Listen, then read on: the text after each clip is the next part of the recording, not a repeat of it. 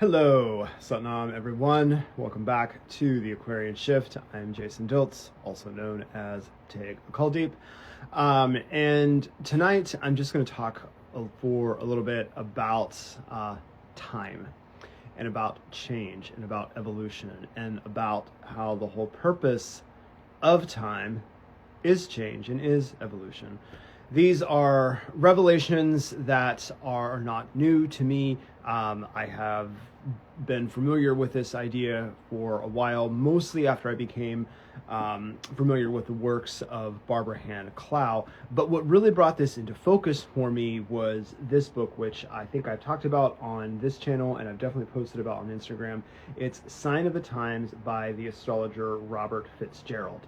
And I will do a separate video where I talk more about this book. But if you want to understand what is going on right now and how that relates to the larger arc of history, I highly recommend that you get your hands on this book. It's available on Amazon. It's also on audiobooks, and it's pretty inexpensive. I think I paid $20 for this. And the wisdom that I got from it is immense. And I'm going to read a little passage in just a minute.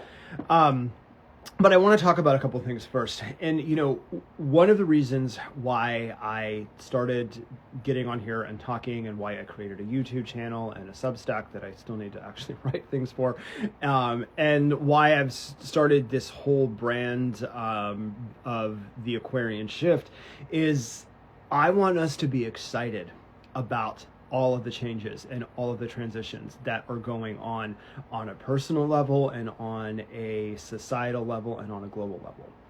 Because the alternative is we can be very not excited about it. We can be very upset about it. We can be very bitter about it. And that's the trance that I see most people going into. Frankly, it's the trance that I myself will go into if I don't have something higher to hitch my mind onto.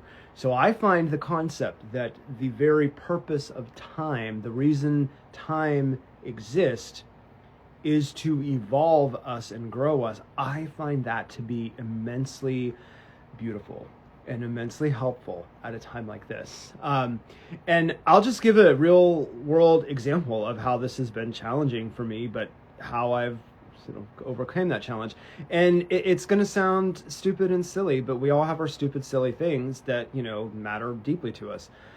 And, you know, that is just a ritual that I had. It was how I spent my Friday nights for pretty much 5 years.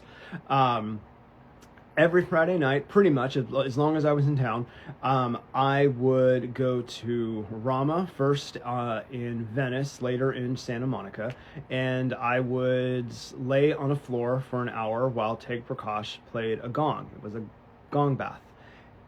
I would then go home. I would watch Bill Maher, if he was on, and he is about a little over half the year, and I would order buffalo cauliflower wings from Sage Vegan Bistro. That's what I did every night for basically 5 years, and I loved it, and it was awesome. And then in, I don't remember the exact month, but it was sometime in late spring, Sage decided it wasn't going to be a vegan restaurant anymore. They were going to keep the vegan buffalo cauliflower on the menu, but they closed the Culver City location, which is near me. So I was no longer able to easily order that. I could still order it, but it cost $40 to get to my door, so I don't do that very often. The gong bath was still available. Bill Maher was still on, so I just substituted food and, you know, could go on with my Friday ritual. But then Rama closed in October, so there was no more gong bath on Friday night. And you know what else? Bill Maher still is on the air, but I'm just kind of not into Bill Maher anymore. Actually, I like him. I like the fact that he talks about different things and he has a different perspective than a lot of other left-leaning commentators, but I find myself less and less interested in the overall cacophony of American politics. So while I have still watched him, I find myself tuning out half the time. So my Friday night ritual collapsed. There's no more Sage buffalo cauliflower, there's no more Rama gong, and I could really care less about Bill Maher. So this is an example of how just some change in my life and how we can quickly get ourselves into a trance of, oh, things are changing and I don't like this change, and it's more expensive to do anything now and the world is going crazy. Like it all starts to sort of spiral from something very simple. And I'm sure all of you can look at your life and you can just think in just kind of some silly ways, things that have changed that have not been all that great in the last couple of years. So how do you get yourself out of that? You get yourself out of that by doing something new, by creating new rituals, by putting yourself into new energy. And I did that tonight. I went to Babaji Wellness in Beverly Hills. There was a sound bath that I found out about yesterday that I had never heard of before. The Galactic LA, I think is its name. I'll post a link in the description because it was really cool. Anyways, they did this really cool sound bath with gongs, with a DJ doing some like cool sounds.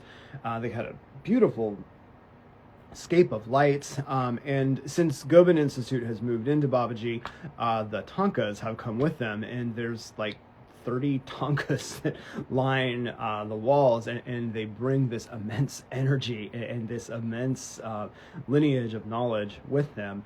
So to be in a chamber and have a gong and other soundscapes playing surrounded by those tankas was really incredible, and it was new and it felt really good. And I met some people. I met two of the facilitators. I met a few of the other people that came to the event, and that felt really good. So what we have to do during these changing times is just understand that the things we used to enjoy doing, they won't always be there for us, and that is okay. It's okay that my Friday night sound bath and my buffalo cauliflower wings and the enjoyment I used to get from watching Bill Maher isn't there anymore. That was a point in time. That was a point in time that I very much enjoyed, and now there's new things that I can create and I can enjoy. But we tend to get lost in that space between where something good used to exist and something new can exist. And in that in-between space, we get very negative, and we trance ourselves into the reality that everything is bad. And when everything is bad, nothing good and positive can emerge. And that's, I think, really the key challenge that this collective shift that we're going through, this shift from the age of Pisces into the age of Aquarius, it's that challenge that we have to meet. Because everything that we've done, every way that we've experienced reality over the last 2,000 years is by definition going to have to change, because time is changing, time has changed.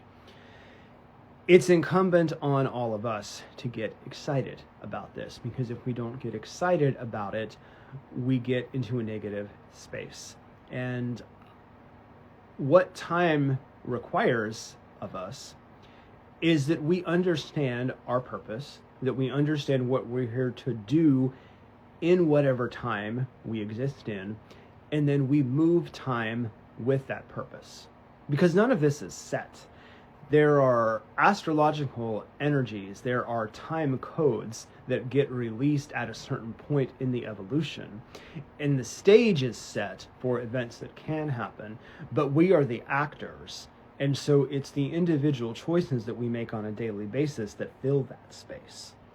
Everything has a negative polarity, everything has a positive polarity. We should really try to fill that space with something positive. And that leads me into this book and the passage I want to read from it. And this is toward the end of the book.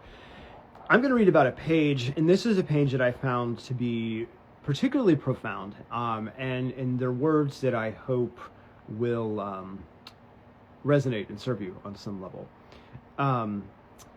History is not the record of a series of accidental events. We are not isolated individuals in an accidental universe playing with the laws of chance. There is a purpose to history, a purpose that is profound and astrologically ordered. It is a universe whose main purpose for existence is evolution and growth.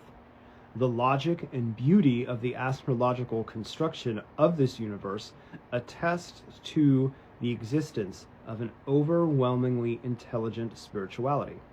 How does this work? Astrology itself, according to the traditional Jewish rabbinical teaching, is the law that God, the lawgiver, creates the universe around. In this all-encompassing law, no man is ever given the chance to escape the consequences of his or her actions. We are so immersed in the astrological structure that whatever action we may take is immediately connected to our astrological natures and our innermost psychological processes, and is subject to the process of balance and debt. The circle of our individual life must be balanced before we graduate. We can never escape from ourselves. That's key. We can never escape from ourselves. We must pay all of our debts before we will be allowed to move on to the next level. We are given the choice of free will within that structure to take what is called right action or to react against our challenges with karma creating hurtful actions. Either way, the actions we choose are recorded within each of us in our astrological memory and will be played back later many times in subsequent lives as retribution.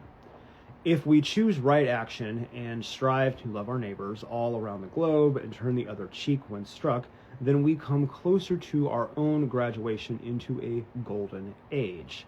If we get angry and strike back, then we activate the astrological balancing law of an eye for an eye, also perhaps as what ye sow, so shall ye reap.